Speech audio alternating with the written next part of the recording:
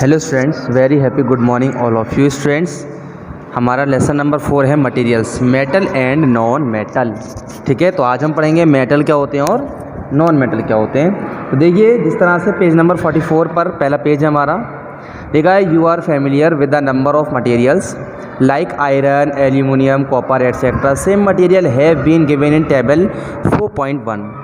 कह रहे हैं आपने घर में, फैमिली में बहुत सारी चीज़ें, बहुत सारे मटेरियल्स देखते होंगे जो किसके, लोहे के होंगे, एल्यूमिनियम के होंगे, कॉपर वगैरह के होंगे। इसी तरह से टेबल 4.1 में दिया हुआ है, इसमें इन्होंने कुछ मटेरियल्स का नाम दिया है। हमें ये बताना है कि इनसे क्या क्या ऑब्जेक्ट बनाए जा रहे हैं। और अगले कॉलम में दिया है हार्डनेस, उनकी बतानी है, वेरी हार्ड है या नॉट वेरी हार्ड है। ठीक है, नीचे लिखा है can you name the material which are metal, the rest of the material in the table 4.1 are non metal. Metal can be distinguished from non metals on the basis of their physical and chemical properties. Recall that lustre and hardness are physical properties.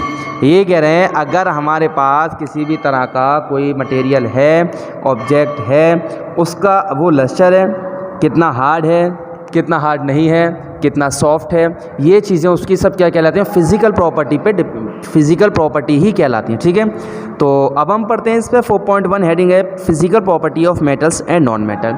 Metal और non metal की physical property कैसी होती है। Have you ever seen black smith beating an iron piece of the article made up of iron like shape are shovel and axe? Do you find the change in the shape of this article on beating? Would you accept the similarly change if we try to beat a piece of a coal?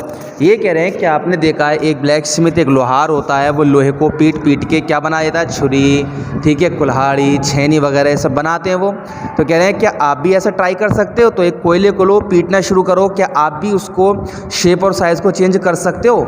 Let's find out. आइए अब हम इसको find out करके check करते हैं। तो ये तो हमारे पेज नंबर 44 पर, ठीक है ना। अब देखते हैं 45 पर क्या लिखा। तो 45 पेज नंबर पर लिखा है you show that the shape of iron nail and aluminium wire change on the beating. If they were beaten harder, these could be changed into sheets. You might can be familiar with the silver foil uses of decorating sheets. You must also be familiar with the aluminum foil used the wrapping food. The property of metals by the which they can be beaten into thin sheet is called the malleability. देखिए, अभी हम पढ़ रहे थे कि एक लोहार होता है, लोहे को पीटता है, उसके बाद में उसको क्या बना देता है, पीट पीट को उसके शेप और साइज़ को चेंज कर देता है। क्या हम किसी कोयले को, किसी मिट्टी को, किसी ईंट वगैरह को पीटना शुरू करें तो क्या उनका हम शेप और साइज़ चेंज करके किसी दूसरे शेप और साइज़ में चेंज कर सकते हैं? ऐसा हम बिल्कुल भी नहीं कर सकते, बिकॉज़ ये मेटल और नॉन मेटल ही होता है, ये इसकी प्रॉपर्टीज़ होती हैं। अब जो मेटल होता है, ठीक है, अभी हम ऊपर पढ़े थे मेलिएबिलिटी, अभी हमने रीडिंग की है मेलिएबिलिटी क्या है। तो ये कह रहे हैं जब हम किसी चीज़ को पीटते हैं, ठीक है, पीटते पीटते जब वो एक थिन वायर में बदल जाती है या थिन पतली शीट बन जाती है। हमने लोहे को किसी हथौड़े से पीटना शुरू किया, ठीक है, अब वो जब हम ज़्यादा उसको पीटते हैं उसके ऊपर पावर से, तो क्या होता है, वो एक शीट टाइप की पतली हो जाती है, ठीक है, या फिर उसको हम वायर भी बना देते हैं। तो जो शीट बन जाती है पिट पिट के, तो उसका शीट बनना मेलिएबिलिटी कहलाता है, बिकॉज उसकी वो मेलिएबिलिटी है जिसकी वजह से वो पिटने के बाद क्या हो गया, पतला हो गया। वो था हमारा मेटल।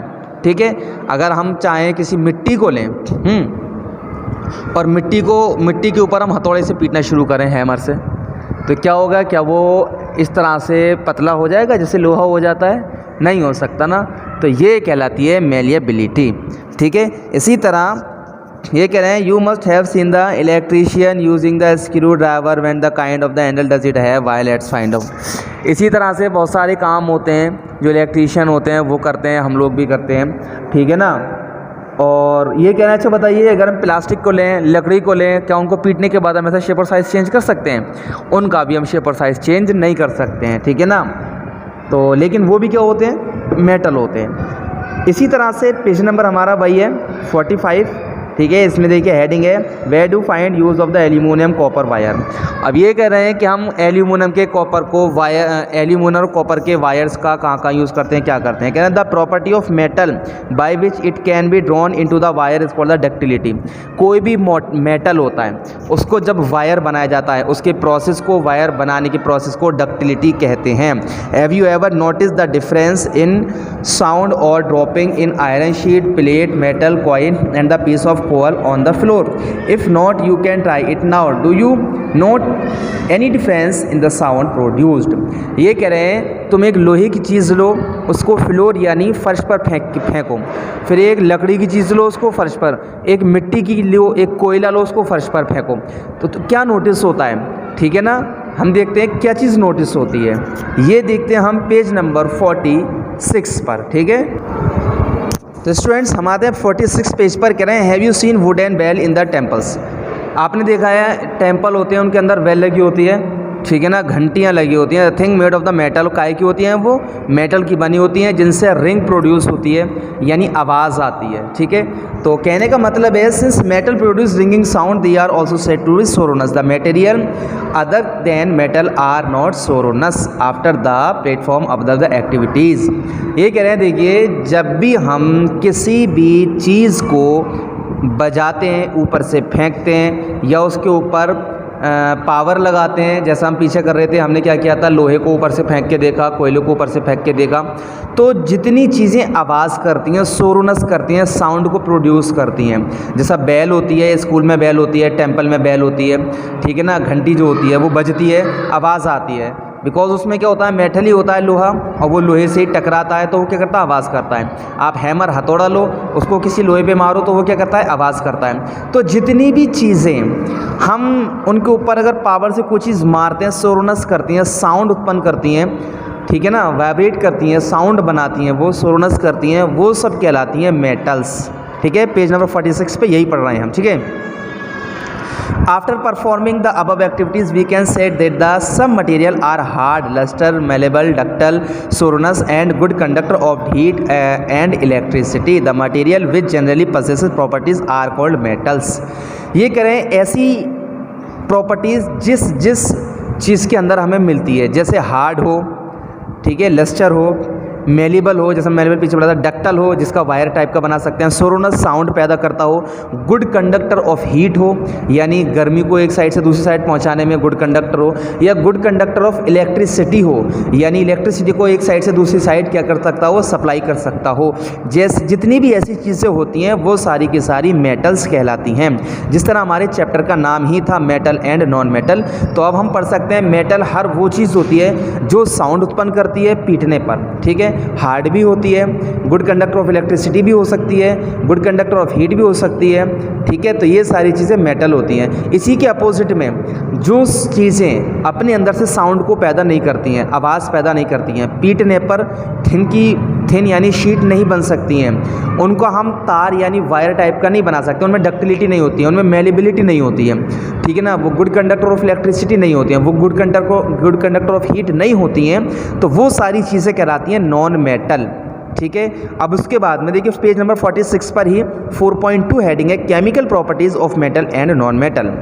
अब कह रहे हैं हम अभी तक इनकी हम क्या पढ़े थे, फिजिकल प्रॉपर्टी पढ़े थे।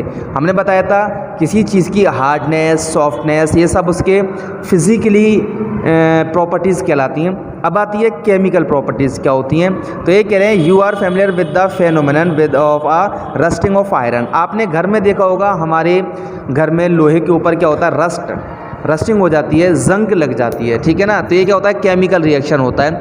जब लोहा पानी को छू लेता है उसके बाद में हवा की नमी के साथ उसमें क्या होता है, कह सकते हैं कि उसमें जंग लग जाती है। तो देखिए पेज नंबर 46 पर ही 4.3 एक्टिविटी जो दी है उसके ऊपर लिखा है आयरन यानी Fe, ये इसका केमिकल नेम है, प्लस ऑक्सीजन O2 और प्लस वाटर, उसी के साथ क्या मैग्नीशियम के साथ ऑक्सीजन, और ये क्या बन जाता है, रस्टिंग हो जाती है यानी कि किसी भी लोहे के ऊपर क्या हो जाती है, जंग लग जाती है। तो ये था हमारा पेज नंबर 46, ठीक है। अब देखेंगे हम 47।